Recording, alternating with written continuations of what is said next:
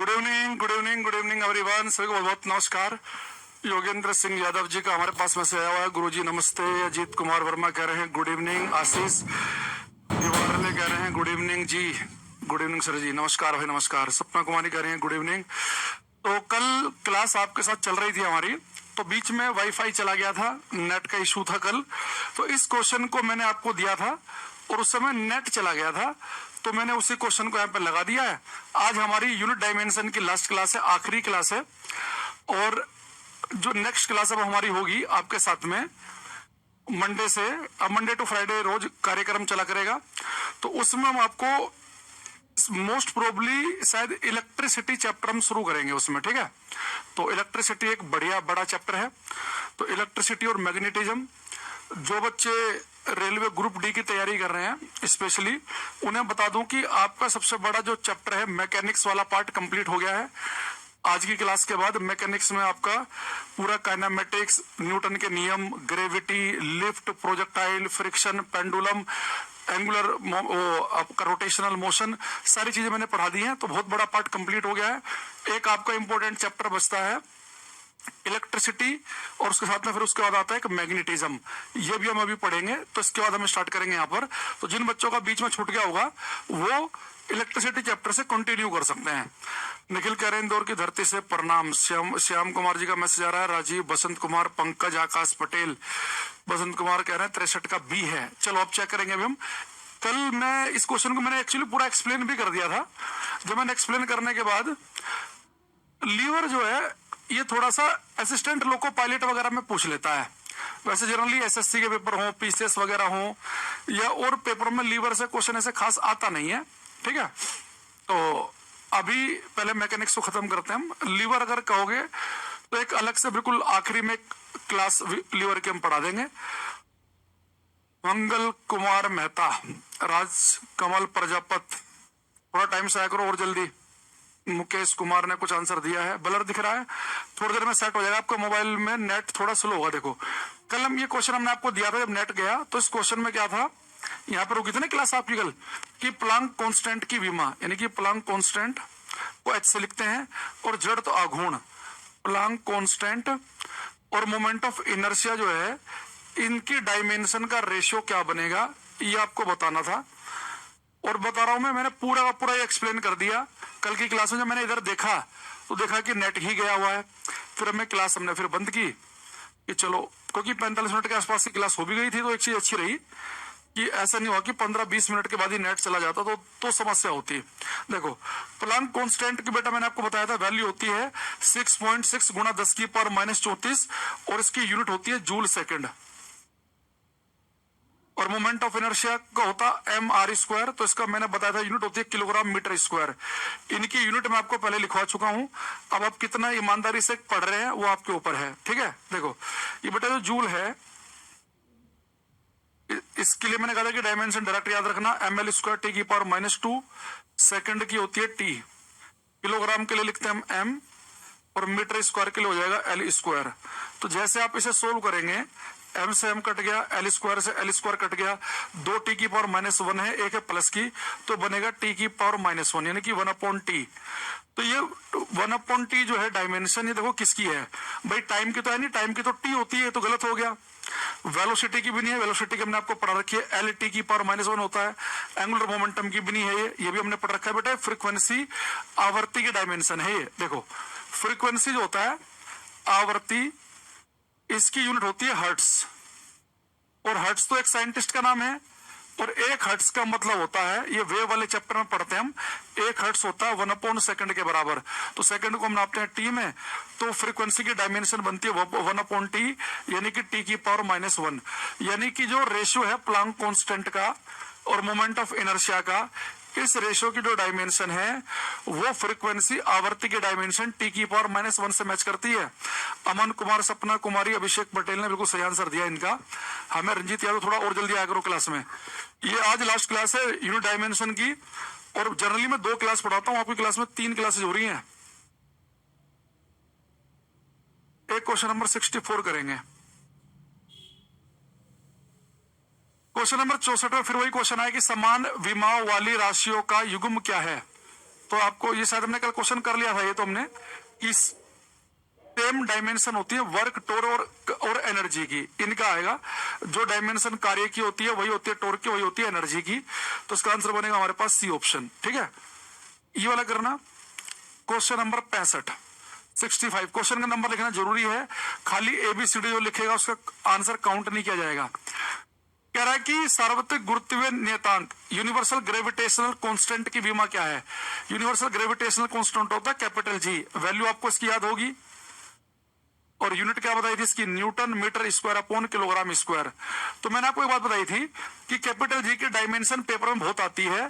तो मैंने कहा था कि जब कैपिटल जी की डायमेंशन आए तो आप चारों ऑप्शन देखना, जिस ऑप्शन में आपको 1 2 3 तीनों दिखे वही हमारा आंसर होगा। कैपिटल जी के डायमेंशन में पावर 1 भी आती है, 2 भी आती है, 3 भी आती है। देखो यहाँ पावर 1 भी है, 2 भी है, 3 भी आंसर हो सकता है। यहाँ 1 2 है, 3 नहीं है, यहाँ 1 नहीं है, यहाँ पे 3 नहीं है, यानी कि 100% ऑप्शन ए आंसर है। मैंने बताया था भाई, आकाश पटेल गलत कर दिया तुमने, रोबिन कुमार, ऋषभ दैया का भी गलत है, बाकी का सही है। भाई मैंने आपसे कहा था कि जो कैपिटल जी है ये बहुत रिपीट होता है पेपर में, तो उसमें आप एक बात याद कर लो कि जब कैपिटल जी के डायमेंशन पूछेगा तो निकाल तो आप सकते ही हैं, लेकिन फिर भी एक बार ऑप्शन में देख लेना, जिस ऑप्शन में आपको 1 2 3 तीनों पावर दिखे वो ऑप्शन सही है। बताया था ना इसी बात। चलो अब से वेरीफाई करके देखते हैं। कैपिटल जी की यूनिट होती है newton metre square upon kilogram square. Newton के लिए हमने डायरेक्ट क्या याद किया था, ml की पावर -2, मीटर स्क्वायर की जगह हो जाएगा एल स्क्वायर, किलोग्राम स्क्वायर की जगह हो जाएगा एम का स्क्वायर। इसे आप सोल्व करो, एक एम से कम कट गया तो जो एम बचा वो ऊपर जाके हो जाएगा माइनस का, एम की पावर -1, एक एल, ये दो ये तो एल की पावर हो गया 3, टी की पावर -2, तो एम की पावर -1, एल की पावर 3, टी की पावर -2, यानी कि ये हमारा आंसर बन गया। ऑप्शन ए सही है इसमें। लेकिन मैंने आपसे कहा भाई कैपिटल जी में 1 2 3 तीनों पावर आती हैं, बहुत रिपीट होता है, तो बाकी बच्चे अगर इसमें 25 सेकंड लगाएंगे, 15 सेकंड लगाएंगे, बहुत अच्छा पढ़ने वाला बच्चा है, अगर वो 10 सेकंड भी लगाएगा, लेकिन आप तो इस क्वेश्चन को 1 सेकंड में ही कर सकते थे, क्योंकि बहुत रिपीट होती है। तो 1 2 3 आपको पहले ऑप्शन में दिखा, बाकी में नहीं है। हाँ, अगर दो ऑप्शन में 1 2 3 होता तो फिर आपको देखना पड़ता है कि एग्जैक्ट माइनस किस में है, प्लस किस में है, लेकिन यहाँ तो आपको करना ही नहीं था कुछ ऐसा। ठीक है,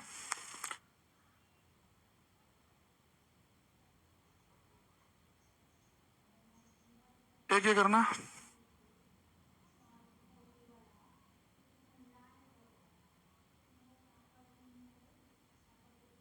कह रहे किस जोड़े की विमा समान नहीं है। अभी तक हम ऐसे क्वेश्चन पढ़ रहे थे जहां पूछ रहा था हमारे से कि किन दो के डायमेंशनल फॉर्मूले सेम है, यहां पर पूछ रहा है कि किन दो के डायमेंशनल फॉर्मूले समान नहीं है।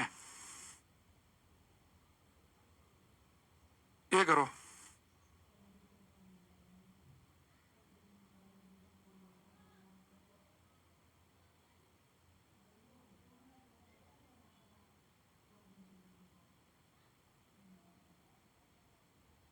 अमन कुमार का सबसे पहला आंसर हमारे पास में आया। देखो, हमें पता है कि जो डायमेंशन होती है एनर्जी की वही वर्क कार्य की भी होती है, वही टॉर्क की भी, इनकी तो डायमेंशन सेम होती है, ये आंसर नहीं होगा। मैंने आपको क्लास में बता रखा है कि एंगुलर मोमेंटम और प्लांक कांस्टेंट ये बहुत इंपॉर्टेंट है, इनकी डायमेंशन भी सेम होती है, भी आंसर नहीं होगा। लेकिन इलास्टिक मॉडुलस यानी कि वो ये यंग मॉडुलस, तो यंग मॉडुलस हो, प्रेशर हो, स्ट्रेस हो, दाब हो और प्रतिबल हो, स्ट्रेस या इलास्टिक मॉडुलस या यंग मॉडुलस, इनकी भी सेम होती है। लेकिन आपको पता है कि फोर्स की डायमेंशन इंपल्स की सेम नहीं है। इंपल्स आवेग की डायमेंशन तो मोमेंटम संवेग की डायमेंशन से मैच करती है, इनकी सेम नहीं है, तो आंसर बनेगा बी ऑप्शन। जैसे मैं बताया कोमल ने, भाई आकाश फिर तो कहता जी मैंने सही बताया था, तो क्वेश्चन का नंबर लिख नहीं रहा है भाई, तुझे अलग से चिट्ठी भेजनी पड़ेगी तेरे घर में कि एबीसीडी से पहले क्वेश्चन का नंबर भी लिखा कर, फिर कहेगा जी मेरा ठीक था। अब हमें पता नहीं चल रहा तो किस क्वेश्चन का आंसर दे रहा है, कभी सी लिख दे रहा है, कभी बी लिख दे रहा है, किसका लिख रहा है ये। पहले क्वेश्चन का नंबर लिखा करो 66, फिर उसके आगे लिखा करो। रोबिन कुमार का गलत था ये, मुकेश बसंत का ठीक है, राहुल यादव का सही है एकदम, तो इसका आंसर बनेगा 66 का बी।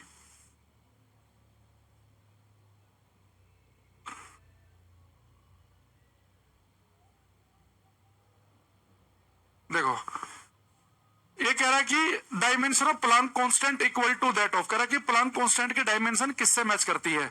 तो इसमें तो आपको ये थोड़ा सा उसने अलग पूछने की कोशिश की और आपको आंसर पहले से पता है कि प्लांक कांस्टेंट की डायमेंशन तो एंगुलर मोमेंटम की डायमेंशन से मैच करती है ना। ये पावर को कहते हैं हम शक्ति। भले आपको उसके डायमेंशन पता भी ना हो, लेकिन आपको बस अगर इतना भी पता है पेपर में कि प्लांक कांस्टेंट जो है इसके डायमेंशन कोणीय संवेग एंगुलर मोमेंटम से मैच करती है, और वो यही है कि नहीं है तो भी नहीं भी पता तो भी बात बन जाएगी। ठीक है, तो एनर्जी से मैच नहीं करती। एनर्जी की डायमेंशन तो ये होती है, एनर्जी को नापते हैं जूल में, ml² टी की पावर -1। मोमेंटम की भी सही लिख रखी है इसने, पावर की भी सही लिख रखी है, और एंगुलर मोमेंटम की भी किससे मैच करेगी। 71 का बनेगा सी ऑप्शन। ये अमित कुमार, श्याम कुमार गुप्ता, निखिल सबका ठीक है। बसंत, कोमल कुमारी, बहुत बढ़िया।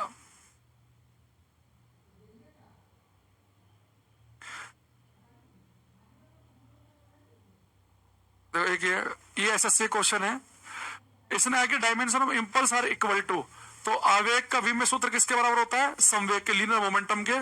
तो कई बार रिपीट हो चुका है क्वेश्चन, इसलिए बार बार इसमें हम टाइम खराब नहीं करेंगे। अब एक काम करते हैं, अब मैं थोड़ा सा एक ये भी करो। अब मैं थोड़ा क्वेश्चन का पैटर्न चेंज करने वाला हूं। 2-4 मिनट अब ऐसी चीजें चलेंगी जो पिछली क्लास में चल रही थी, अब थोड़ा माहौल चेंज होगा। इसने कहा कि निम्नलिखित में से कौन सी मात्रा उचित इकाइयों में व्यक्त नहीं की गई है। कह रहा कि किसकी यूनिट सही नहीं लिखी गई है, आपको बताना है। तो आप कहेंगे सर टॉर्क जो होता है बल आघूर्ण, बल आघूर्ण को हम नापते हैं न्यूटन मीटर में, बिल्कुल सही लिखा है। स्ट्रेस जो होता है प्रतिबल, प्रतिबल इसकी मैंने आपको यूनिट बताई थी कि स्ट्रेस की जो होती है न्यूटन पर मीटर स्क्वायर होती है, भी सही लिखा है। मॉडुलस ऑफ इलास्टिसिटी यानी कि वो यंग मॉडुलस, इन सब की क्या होती है, वही स्ट्रेस की और इसकी सेम ही होती है, न्यूटन पर मीटर स्क्वायर। भाई आपको मैंने बताया था ना कि मॉडुलस क्या होता है, प्रत्यास्थता गुणांक क्या होता है, स्ट्रेस अपॉन स्ट्रेन। स्ट्रेन की कुछ नहीं होती, स्ट्रेस की जो होती है वो इसकी होती है। पावर को, पावर जो है शक्ति, इसे हम नापते हैं किसमें, वाट में। अब यहाँ पे वाट नहीं लिखा है, न्यूटन मीटर सेकंड लिखा है, तो एक बार चेक कर लेते हैं कि कहीं ये सही तो नहीं है। देखो पावर जो होती है वर्क अपॉन टाइम, तो वर्क को हम नापते हैं जूल में, टाइम को नापते हैं हम सेकंड में, लेकिन एक जूल को हम न्यूटन मीटर भी कहते हैं, तो न्यूटन मीटर अपॉन सेकंड। और पावर की यूनिट क्या होती है, वाट, यानी जो 1 वाट है उसे न्यूटन मीटर अपॉन सेकंड भी लिख सकते हैं, ये भी सही है। लेकिन बेटा जो सरफेस टेंशन है, पृष्ठ तनाव, इसकी यूनिट मैंने आपको लिखवाई थी न्यूटन पर मीटर, ना कि न्यूटन मीटर। तो न्यूटन पर मीटर यानी कि इसकी यूनिट बनेगी न्यूटन मीटर की पावर -1, यहाँ पे +1 लिख रखा है, तो ये मैच नहीं कर रही है, यानी कि यही मेरा आंसर है। तो ये आंसर बनेगा इसका। कई बार बच्चे पेपर में गलती में क्या करेंगे कि उन्हें पता है कि पावर की जो यूनिट होती है वाट, लेकिन बेटा वाट को हम क्या लिखते हैं, 1 वाट को हम जूल पर सेकंड लिखते हैं, और 1 जूल को मैंने बताया था कि न्यूटन मीटर भी लिखा जा सकता है, तो न्यूटन मीटर अपॉन सेकंड, ये भी पावर के लिए हम यूज कर सकते हैं। लेकिन सरफेस टेंशन के लिए होता है न्यूटन बटे मीटर, यानी कि मीटर ऊपर जाकर हो जाएगा पावर -1, लेकिन यहाँ पे माइनस नहीं लिखा, प्लस लिखा, इसका आंसर ई बनेगा। जितने बच्चे पहले डी बता रहे थे सबका गलत है।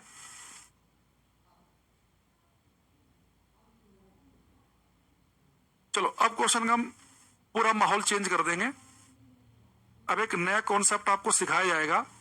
अब ये देखो, जो मैंने आपको भी पीछे वाले बताए हैं उनके लिए सब बच्चे तैयार होके आते हैं पेपर में, सब बच्चों को डायमेंशन रट के आते हैं, क्योंकि बच्चे आपकी तरह पढ़ के आते हैं कि यूनिट मात्रक पता है, अगर यूनिट पता है तो डायमेंशन निकाल लेंगे। तो मैंने आपसे कहा था कि आपको 9-10 का ही याद रखनी है, 7 फंडामेंटल की याद रखनी है। उसके अलावा मैंने कहा था कि जहां फोर्स का होता है न्यूटन, उसकी डायरेक्ट याद करनी है ml टी की पावर -2। वर्क को नापते हैं जूल में, जूल की डायरेक्ट याद रखनी है ml² टी की पावर -2। एक मैंने कहा था कि चार्ज को हम बोलते हैं कूलाम में नापते हैं, उसकी होती है डायरेक्ट AT। तो मैंने कहा था कि 7 तो फंडामेंटल वाली और 3 ये 10 आपको याद रखेंगे, तो आप किसी की भी डायमेंशन निकाल लेंगे अगर आपको यूनिट मात्रक पता है। लेकिन अब आते हैं थोड़ा अलग टाइप के क्वेश्चन पे, यूनिट और डायमेंशन में। यहां देखो इसने कहा है कि कुछ गैसों की अवस्था का समीकरण P + A/V² into V - V = RT के रूप में व्यक्त किया जाता है, जहां पे P दाब है, V आयतन है, T परम तापमान है, ABR ये क्या है, स्थिरांक है। तो A का V में सूत्र क्या होगा, तो हमारे से पूछ रहा है, यहाँ पे V लिखा है, कह रहा है कि आपको ये बताना है कि A का V में सूत्र क्या होगा। अब देखो इक्वेशन क्या है हमारे पास में, इक्वेशन है P + A/V²। तो P प्रेशर ही है, दाब, V वॉल्यूम है, आयतन, ये A कांस्टेंट है, B भी कांस्टेंट है, ये RT लिखा है, ठीक। अगर मैं आपको बताऊं, ये बेटा जो इक्वेशन आपके सामने लिखी है ना, P plus A upon we square V minus V equal to R T, ये इक्वेशन रियल गैस वास्तविक गैसों के लिए है। आइडल गैस के लिए, आदर्श गैस के लिए इक्वेशन होती है पीवी इक्वल टू एनआरटी। जो आपने इक्वेशन पढ़ी है PV equal to NRT, N है यहाँ पे नंबर ऑफ मोल। अगर मैं मोल की संख्या एक ले लूं, एन की वैल्यू अगर मैं एक ले लूं, तो पीवी इक्वल टू आरटी जो है ना, ये आदर्श गैस के लिए होती है, आइडल गैस के लिए, एक परफेक्ट गैस के लिए।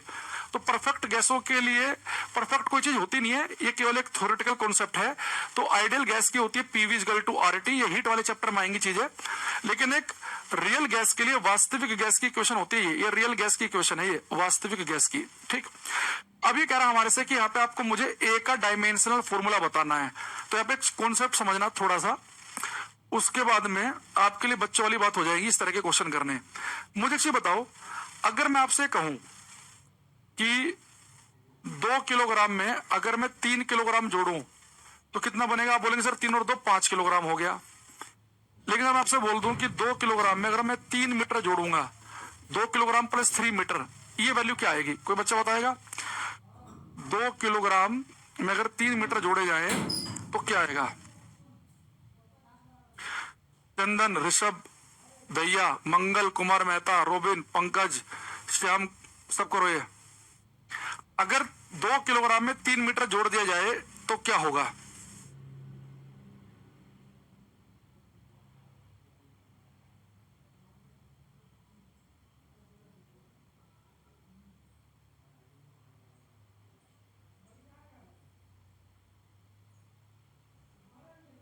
आप कहेंगे सर आप कैसे बदतमीजी कर रहे हो, 1 किलोग्राम में मीटर कैसे जुड़ जाएगा? एक देखो 2003 बता रहा है। अरे भाई, तो किलोग्राम में कौन बचे? संजय कुमार वर्मा, ये किलोग्राम में मीटर जोड़ दे रहा है। भाई एक चीज बता, भाई एक चीज बता, 2 किलोग्राम में मीटर कैसे जोड़ देगा? अरे मैं आपसे कहूं 10 डिग्री सेल्सियस प्लस 5 किलोग्राम कितने होंगे? भाई डिग्री सेल्सियस में डिग्री सेल्सियस जुड़ता है, मीटर में मीटर जुड़ेगा, किलोग्राम में किलोग्राम जुड़ेगा, ये थोड़ी ना जोड़ सकते हम। यानी कि अगर ये मैं ऐसे लिख दूं तो आप कहेंगे सर ये तो बदतमीजी है, इतने मूर्ख नहीं है हम कि आप किलोग्राम में मीटर जोड़ दे रहे हो। तो सेम टाइप जिनकी यूनिट सेम होंगी वही तो आपस में जुड़ेंगे। अब यानी आप एक चीज देखना, ऐसे अगर मैं आपसे कहूं कि भाई 3 किलोग्राम में से 1 किलोग्राम गया तो कितना बचा? 2 किलोग्राम। लेकिन अगर मैं आपसे बोल दूं कि 3 किलोग्राम में से 1 डिग्री सेल्सियस गया तो क्या होगा? आप कहेंगे फिर बदतमीजी कर रहे हो आप क्लास में, मतलब आप मास्टरों कुछ भी करोगे, कभी मीटर जोड़ दे रहे हो, कभी डिग्री सेल्सियस घटा दे रहे हो। यानी कि सेम टाइप की चीजें बेटा आपस में जुड़ती है, सेम टाइप की घटती हैं। यानी कि इसका मतलब क्या हुआ? अब देखो, अगर ये वॉल्यूम में से, अगर इस वॉल्यूम में से अगर ये बी आप सब्ट्रैक्ट कर रहे हैं, इसका मतलब क्या हो रहा है?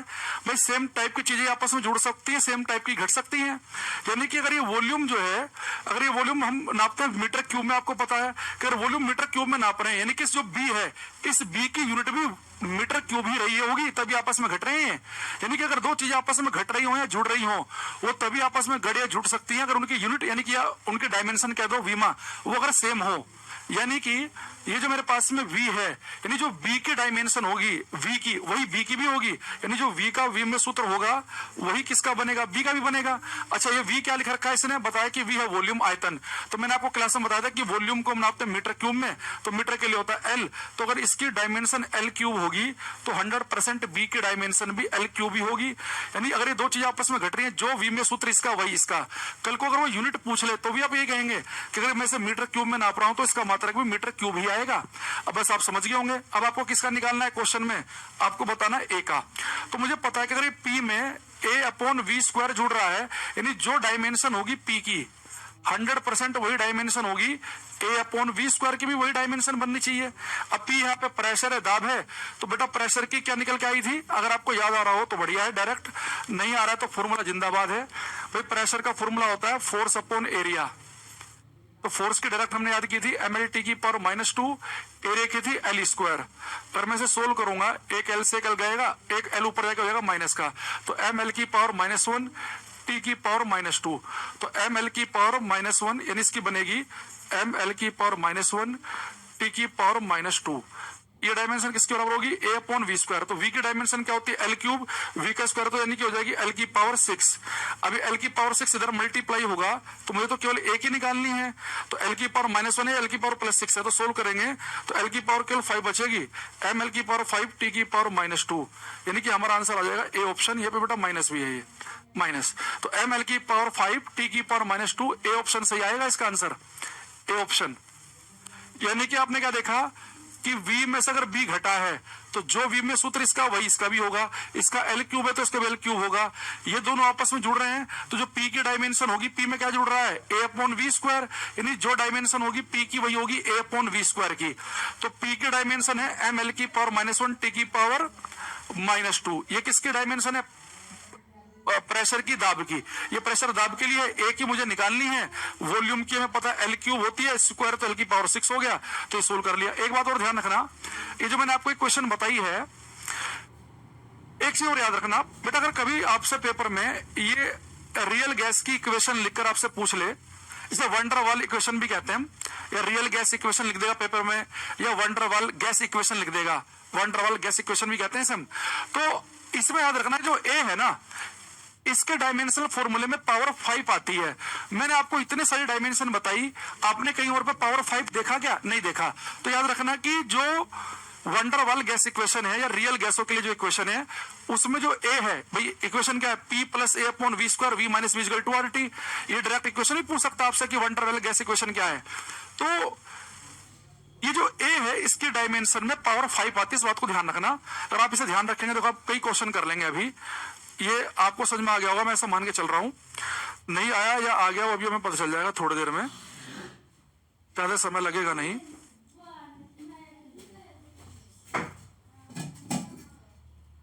कई क्वेश्चन है हमारे पास इसके जैसे, देखो ये आ गया, वहां तो आपके लिए करना आसान था, यहां इसने क्या पूछ लिया कि the dimension of constant A in wonder walls equation, van der Waals के समीकरण में स्थिरांक ए की विमा क्या है। तो पहले तो अगर आपको वंडरवॉल के इक्वेशन ही नहीं पता, आप ये क्वेश्चन छोड़ के आ जाओगे। जिस बच्चे को पता है वो पहले लिखेगा p plus A upon we square, bracket में लिखेगा v minus B is equal to R T, और फिर सोल्व करने बैठ जाएगा कि जो p की डायमेंशन है वही डायमेंशन बनेगी a अपॉन वी स्क्वायर की, फिर वो a की निकालेगा। लेकिन आपने एक छोटा सा लॉजिक याद रखा है कि वंडरवॉल गैस इक्वेशन में पावर 5 दिखती है, एल की पावर 5, ये पावर 5 केवल एक ही जगह दिखती है, वो कहां दिखती है, वंडरवॉल गैस इक्वेशन में a के लिए, यानी कि सी इसका आंसर है। तब सीधे इसमें सी पर टिक लगा देंगे अगर आपने पावर 5 वाला कॉन्सेप्ट ध्यान रखा है तो, ठीक है। कुछ ये बेटा कई बार दिमाग लगाना पड़ता है एक्स्ट्रा। एक देखो ये, अब ये वाला करना, इसे ध्यान से करना। कह रहा कि वंडरवॉल समीकरण p plus A upon we square, v minus B equal to R T में a अपॉन वी स्क्वायर की इकाई क्या है। देखो इस बार उसने बेटा केवल एक ही नहीं पूछा, ध्यान समझना, उसने कहा कि पूरे इस a अपॉन वी स्क्वायर की यूनिट, इसका मात्रक बताओ क्या होगा, a अपॉन वी स्क्वायर का, a अपॉन वी स्क्वायर की यूनिट पूछ रहा है। मैं चाहूंगा कि आप सभी ट्राई करें इसे। कोमल, चंदन, आकाश पटेल, आशीष, विवरले, कोमल, श्याम, अमित, राजीव, मुकेश, अभिषेक, पटेल, निखिल, पंकज, करते रहो, चंदन जी करो, साहिल, जदबे, ये करो।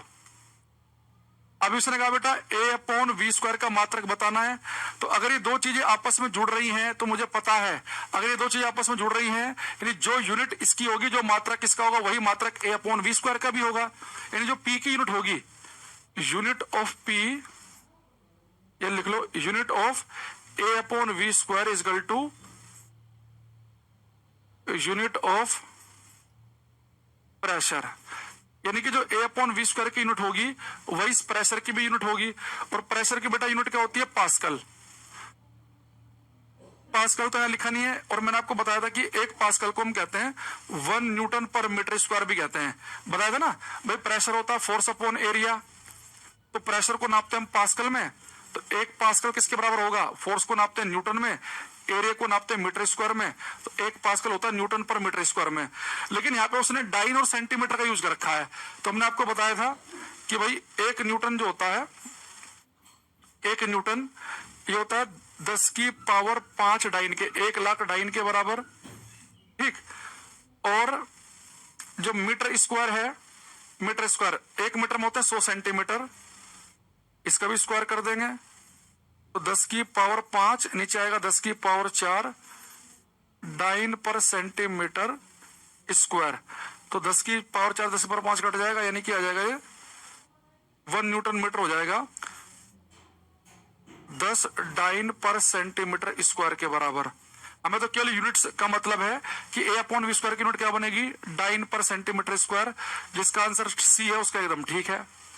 तो देखो मुझे क्या देखना है कि जो यूनिट बनेगी A/V स्क्वायर की, वही बनेगी P की प्रेशर की। प्रेशर को हम नापते हैं पास्कल में, तो पास्कल की जगह मैं लिख सकता हूं न्यूटन पर मीटर स्क्वायर, लेकिन मुझे डाइन और सेंटीमीटर में चाहिए, तो न्यूटन को जब हम सीजीएस यूनिट में लिखते हैं डाइन, और मीटर की जगह आता है सेंटीमीटर, तो डाइन पर सेंटीमीटर स्क्वायर इसकी यूनिट बनेगी। वो तो वैल्यू अगर पूछे हमारे से कि भाई 1 न्यूटन मीटर स्क्वायर कितने डाइन पर सेंटीमीटर स्क्वायर के बराबर है, 10 के बराबर, हमें केवल मात्रक चाहिए, तो डाइन पर सेंटीमीटर स्क्वायर आएगा।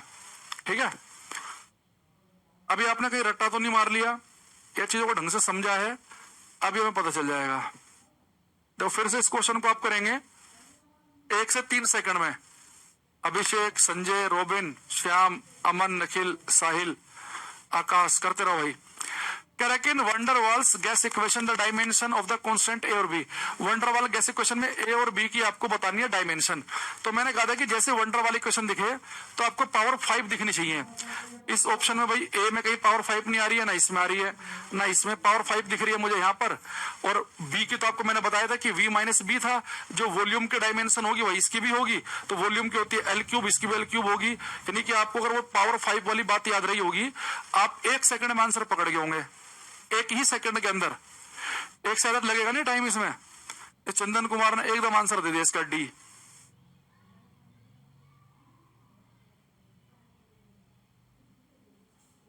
तो सारा जो गेम है ना दिमाग का है कि देखो, अब इसमें आपने कितने बच्चों ने क्वेश्चन मैंने अभी पहले पढ़ाया था, कितना रट्टा मारा, कितना ध्यान समझा, ये भी मुझे पता चल जाएगा। करना ये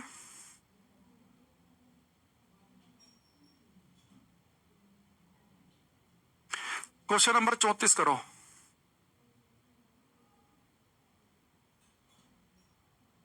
ये कह रहा है कि वंडरवाल इक्वेशन में P plus A/V square V minus V equal to RT में जो कांस्टेंट A है उसकी यूनिट पूछ रहा है। तो आपको पता है जो P की यूनिट बनेगी वो बनेगी A स्क्वायर की यूनिट।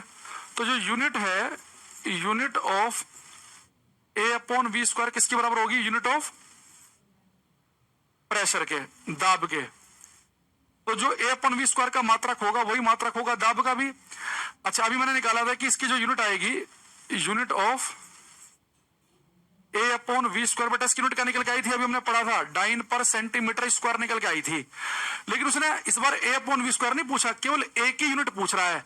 कहीं आप डाइन पर सेंटीमीटर स्क्वायर पर टिक लगा दो।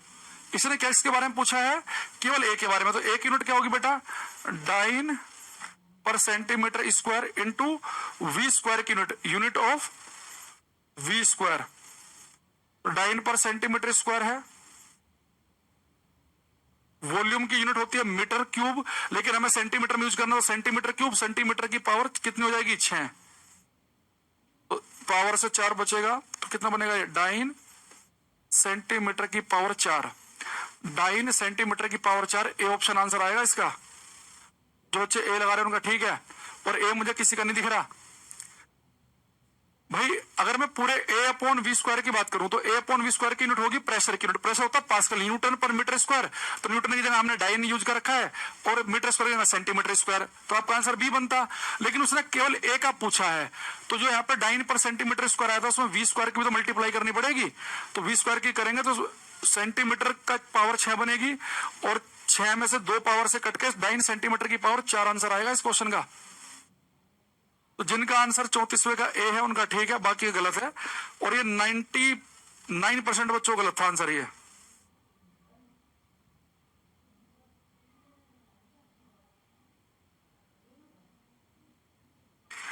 ये बताना इसका याद है क्या, भूल गए तो नहीं कहीं। योगेंद्र सिंह बेटा, इतनी बार बी लिखने से बढ़िया तो क्वेश्चन का नंबर क्यों नहीं लिख रहा साथ में। और तो और स्मार्ट ज्यादा बनता है, हर क्लास में सुनता है 2-4 बार मेरे से। पहले क्वेश्चन का नंबर लिखा कर, फिर लिखा कर ABCD आगे। आशीष वर्मा कह रहे हैं सर जी कुछ समझ नहीं आ रहा है। मुझे भी नहीं आ रहा, अब क्या करें बताओ। जब तुम्हारा मन करेगा, जब तुम क्लास में आ जाओगे और तुम चाह रहे हो कि संजय भी आ जाए, तो कैसे आएगा वो। और तुम लिख भी देते हो यार बेशर्मों की तरह कि समझ में नहीं आ रहा। तुम्हें नहीं पता कि मैंने सर कितने बजे मैं क्लास में एंट्री की, मैंने लास्ट क्लास मैंने देखी कि नहीं देखी है, 7:30 बजे मैं टाइम से क्लास में आया हूं कि नहीं आया हूं। मतलब बेशर्मी की हद है। इसने लिखा है SI unit of universal gas constant, सार्वत्रिक गैस कांस्टेंट की एसआई यूनिट याद करो। यूनिवर्सल गैस कांस्टेंट की हमने कहा था कि वैल्यू भी याद रखनी है 8.314, और इसकी यूनिट क्या बनी थी, जूल पर मोल केल्विन, जूल पर मोल केल्विन। तो ये यहाँ पे पावर माइनस माइनस लिख रखा है, तो मोल को ऊपर लेके जाएंगे पावर माइनस की हो जाएगी, केल्विन को ऊपर लेके जाएंगे उसकी पावर भी माइनस की हो जाएगी। तो 39 का सी आंसर आएगा। पवित्रा रॉय का ठीक है, चंदन कुमार का सही है, नहीं हाँ चंदन कुमार का भी सही है।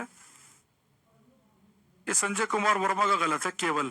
श्याम, राजीव, अभिषेक सबका ठीक है। ये अभिषेक राजभर का भी गलत है। ये बेटा मैंने कई बार क्लास में जिक्र कर लिया मैंने इसका।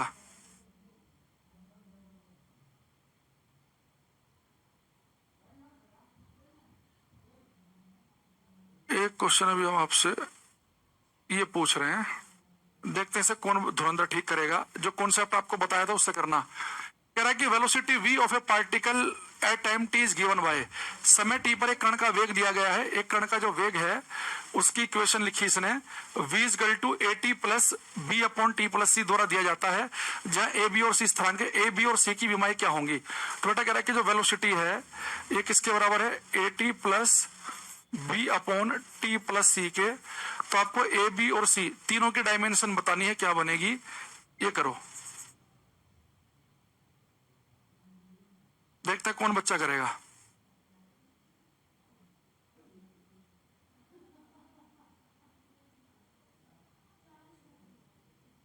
योगेंद्र सिंह, बड़े गजब बेशरम आदमी यार तुम। अभी मैंने कहा था कि 10 बार सी मत लिख, साथ में क्वेश्चन का नंबर भी लिखा कर। ऑफलाइन क्लास में होता ना तो 10 मिनट तेरा बनता मुर्गा एकदम बेहतरीन, और 10 बच्चे हंसते और 2 लगते कान पे, एकदम ठीक हो जाता है एकदम बहुत बढ़िया परफेक्ट तरीके से। एक बार को 4 बार बता रहे हैं तब भी नहीं समझ में आ रहा तेरे। तुम लोगों को पिटाई की बहुत सख्त आवश्यकता है, जैसे तुम्हारे हालात हैं मुझे लग नहीं रहा कि तुम बिना पिटे मानोगे, क्योंकि अब तुम्हारी जो चमड़ी है वो बिल्कुल मोटी हो चुकी है, क्योंकि मास्टरों ने मारना छोड़ दिया है, स्कूल में ढंग से पिटाई नहीं हुई, तो उसका तुम एकदम गलत फायदा उठा रहे हो। यह बच्चे देखना, अभी मैंने आपको बताया था कि भैया किलोग्राम में किलोग्राम जुड़ सकता है जो बच्चा शुरू से क्लास में बैठा है। मैंने कहा था कि किलोग्राम में मीटर तो जुड़ेगा नहीं, वो तो बदतमीजी कहलाएगा। तो मीटर में मीटर जुड़ेगा, किलोग्राम में किलोग्राम जुड़ेगा, सेकंड में सेकंड जुड़ता है। अब आप एक चीज देखना, अगर ये टी और सी आपस में जुड़ रहे हैं, ये टी और सी आपस में जुड़ रहे हैं, इसका मतलब है कि जो डायमेंशन टी की होगी वही सी की भी होगी। तो बेटा जो डायमेंशन होगी टी की वही डायमेंशन होगी सी की भी। तो टाइम को हम नापते हैं सेकंड में, तो उसकी डायमेंशन तो होती है टी, तो यानी कि सी की जो डायमेंशन बनेगी तो टी बनेगी, यानी ए बी सी। अगर देखना ए बी सी, इसके डायमेंशन टी आई। यहाँ पे देखो ये ए बी सी की बतानी है क्रमश है, तो सी के लिए बता रहा है, सी के लिए एल बता रहा है, ये बता रहा है, नहीं कि बाकी सारे ऑप्शन गलत हैं। अगर आपको कुछ भी नहीं आता तो भी आप इस क्वेश्चन को कर सकते थे। जिन्होंने भी ए लिखा है, भैया एक बात समझो, भाई मैंने आपसे क्या कहा कि डिग्री सेल्सियस में डिग्री सेल्सियस ही जुड़ेगा, किलोग्राम में किलोग्राम ही जुड़ेगा। अगर टी और सी आपस में जुड़ रहे हैं, यानी कि जो डायमेंशन होगी टी की वही होगी सी की। तो टी को हम नापते हैं किसमें, सेकंड में, सेकंड के लिए होता है कैपिटल टी, तो सी की भी कैपिटल टी ही आएगी। दूसरी चीज, एक बात और समझो, अभी हम बी और इनकी भी निकालेंगे। एक बात थोड़ा सा आपको और समझना है,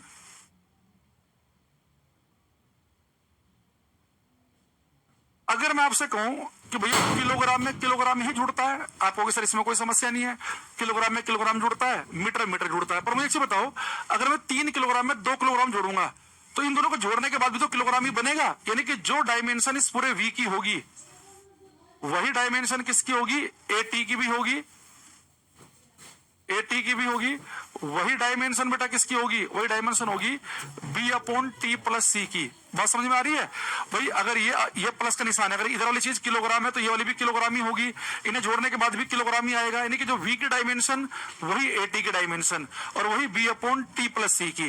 अब यहाँ देखो जो स्पीड होती है इसकी डायमेंशन क्या होती है, एल टी की पावर -1, ये किसके बराबर हो जाएगी, ए टी की। और टी की डायमेंशन क्या होती है, कैपिटल टी। ये कैपिटल टी इधर आके माइनस का हो जाएगा तो ए की डायमेंशन जो आएगी वो आएगी एल टी की पावर -2। तो ए की आनी चाहिए एल टी की पावर -2, तो एल टी की पावर -2 ही आ रहा है। अच्छा दूसरा, अब आपको पता है कि जो v की डायमेंशन होगी वही b अपॉन टी प्लस सी की भी डायमेंशन होगी, जो v की होगी वही होगी b अपॉन टी प्लस सी की भी डायमेंशन होगी।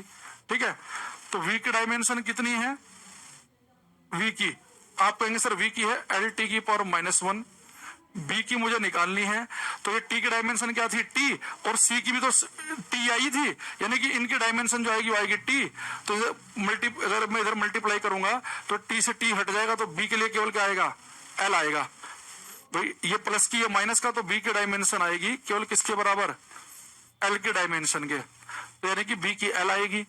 यानी कि हमें इतना करने की जरूरत नहीं थी, पेपर में हम करते तो हमें क्वेश्चन की कंप्यूटर की स्क्रीन में दिख जाता। अगर ये साफ साफ दिख रहे हैं टी और सी आपस में जुड़ रहा है तो जो टाइम की डायमेंशन होगी वही सी की भी होगी, तो टाइम के लिए होता है टी तो सी की भी टी आएगी, तो सी की टी केवल इसी में आ रहा है। फिर मैंने क्या देखा कि जो डायमेंशन इसकी होगी वही ए टी की भी होगी। अगर मैं कभी कह दूं कि y is equal to P plus Z V square, तो इसका मतलब है कि जो डायमेंशन y की है वही p की भी है, वही जेड वी स्क्वायर की भी है।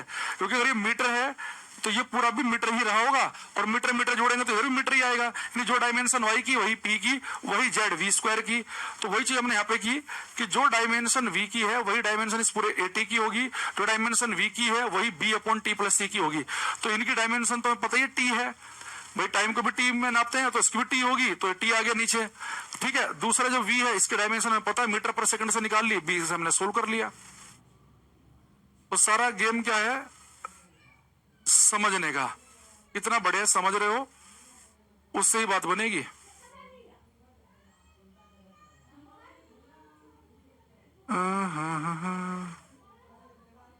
एक इसमें मुझे एक मैंने क्वेश्चन और देखा था जो हमें करना चाहिए, ये देखना फिर से वही है। यहां एक समीकरण दिया गया है p plus A upon we square is equal to B N upon V, जहां p दाब है, v आयतन, n है निरपेक्ष तापमान। या बेटा जो n है ना ये टेम्परेचर को रिप्रेजेंट कर रहा है ये, ठीक है। और कह रहा है a और b जो है वो कांस्टेंट हैं, तो आपको बताना कि a का वीमा क्या होगी। तो मैंने कहा था कि भाई जो p की डायमेंशन होती है वही a अपॉन वी स्क्वायर की होती है, और हमने निकाला था कि जो a की डायमेंशन आई थी वो तो उसमें पावर 5 आई थी। अब यहाँ दिक्कत क्या है कि यहाँ भी पावर 5 है, यहाँ भी पावर 5 है, यहाँ भी पावर 5 है, यहाँ भी पावर 5 है। अब इस वाले में आपको सोल्व करना पड़ेगा, यहाँ मजबूरी आ जाएगी, यहाँ फंस गए हम। यहाँ हर ऑप्शन में भाई साहब ने 5 5 5 लिख रखा है, अब तो सोल्व करना पड़ जाएगा। यानी अब मुझे पता है मुझे किसकी निकालनी है, ए की। तो ये ए अपॉन वी स्क्वायर पी में जुड़ रहा है, यानी कि जो पी की डायमेंशन होगी वही पूरी की पूरी ए अपॉन वी स्क्वायर की भी होगी, ठीक है। तो पी जो प्रेशर की डायमेंशन क्या निकाली थी मैंने, एम एल टी की पावर -2 नीचे था, एल एम एल की पावर -1 टी की पावर -2 आई थी सोल्व करने के बाद इसे, प्रेशर की डायमेंशन, और वॉल्यूम के स्क्वायर आया था 6, और मल्टीप्लाई होकर बनेगा ये एम एल की पावर 5 टी की पावर -2, एम एल की पावर 5 टी की पावर -2, यानी कि सी आंसर आएगा इसका। एम एल की पावर -5 टी की पावर, नहीं एम एल की पावर 5 टी की पावर -2। तो ये निखिल ने सी आंसर ठीक दिया, संजय कुमार वर्मा का भी सही है, योगेंद्र कुमार यादव का भी सही है, मंगल कुमार मेहता का गलत है, बाकी सबका ठीक है। 72वां। हाँ एक क्वेश्चन ये करो, इसमें मैं आराम से आपको देखना चाहूंगा कौन बच्चा ठीक कर रहा है। समय दिया जा रहा है आपको, मैं बता रहा हूं ये देखो, जो मैंने आपको पहले पढ़ाया 2 क्लास में डायमेंशन से वो चीजें आती हैं, ये वो है जो आ सकती है। तो जो आ सकती है उसके लिए भी तैयार रहना हमें।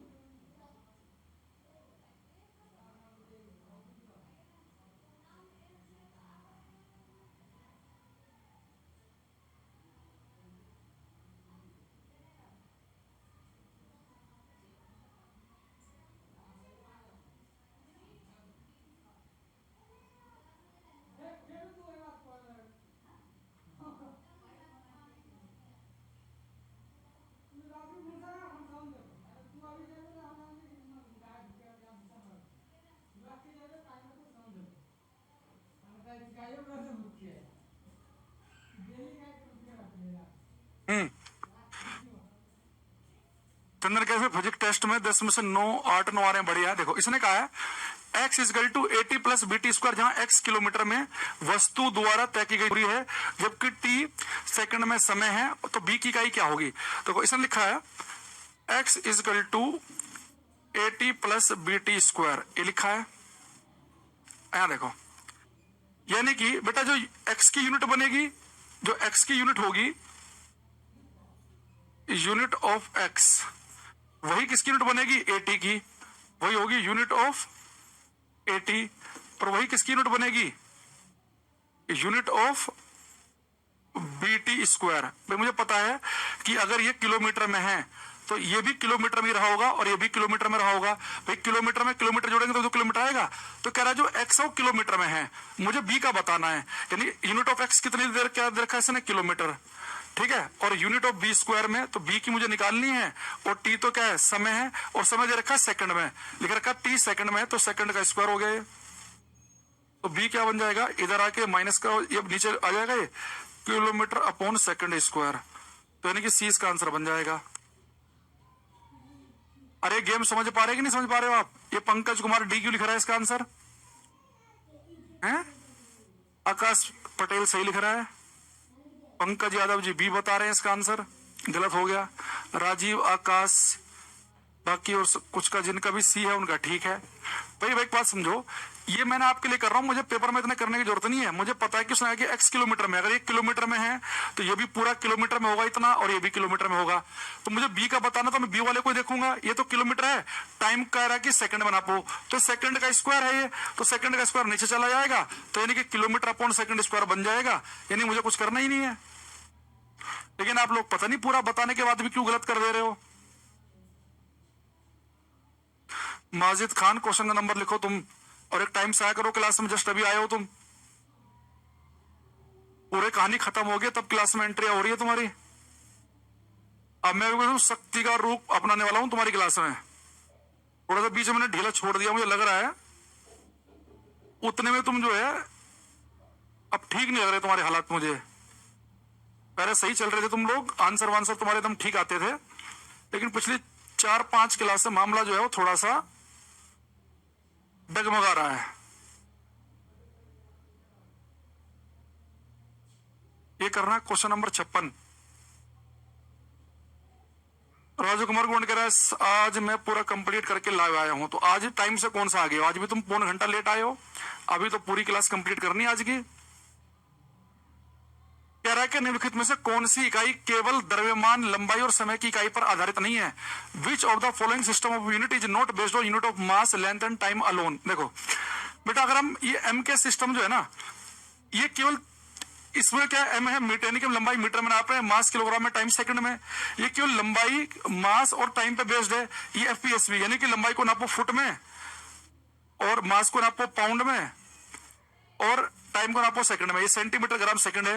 लेकिन ऐसा ही जो सिस्टम है ना, इसमें 3 नहीं है, 7 फंडामेंटल यूनिट है, 7 फंडामेंटल फिजिकल क्वांटिटी है।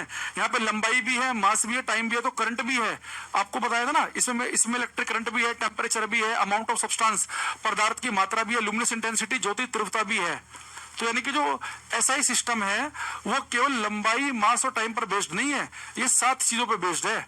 बाकी इन सबकी आपको फुल फॉर्म पता होनी चाहिए, जो आप हमने लिखे हैं। ये एमकेएस की फुल फॉर्म होती है मीटर, किलोग्राम और एस है सेकंड। सीजीएस की फुल फॉर्म भी हमने पहले बता रखी है आपको, सेंटीमीटर ग्राम सेकंड। और जो एफपीएस है फुट, यानी कि लंबाई नापनी है फुट में, मास द्रव्यमान नापना है पाउंड में, और टाइम नापना है सेकंड में। ठीक है,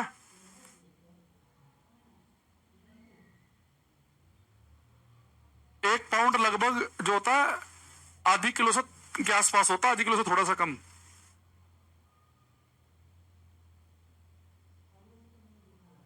जोड़ने घटाने वाला टाइप का अगर एक आध क्वेश्चन में और मिल जाए तो, और अभी हम पूछते हैं आपसे।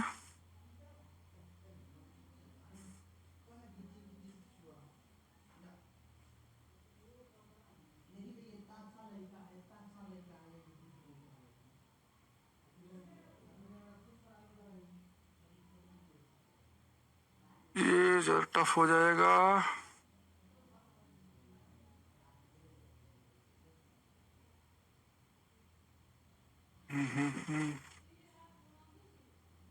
एक बार ये भी देखना ना कि भाई पेपर के रिलेवेंट हो, बहुत ज्यादा ज्ञान प्राप्त करने से तो कोई फायदा नहीं है। एक ये करना, ये करो। आज का ये लास्ट क्वेश्चन है, कल की क्लास में हम नया चैप्टर, मतलब नेक्स्ट क्लास में न्यू चैप्टर स्टार्ट करेंगे। मैकेनिक्स हमारा खत्म हो गया।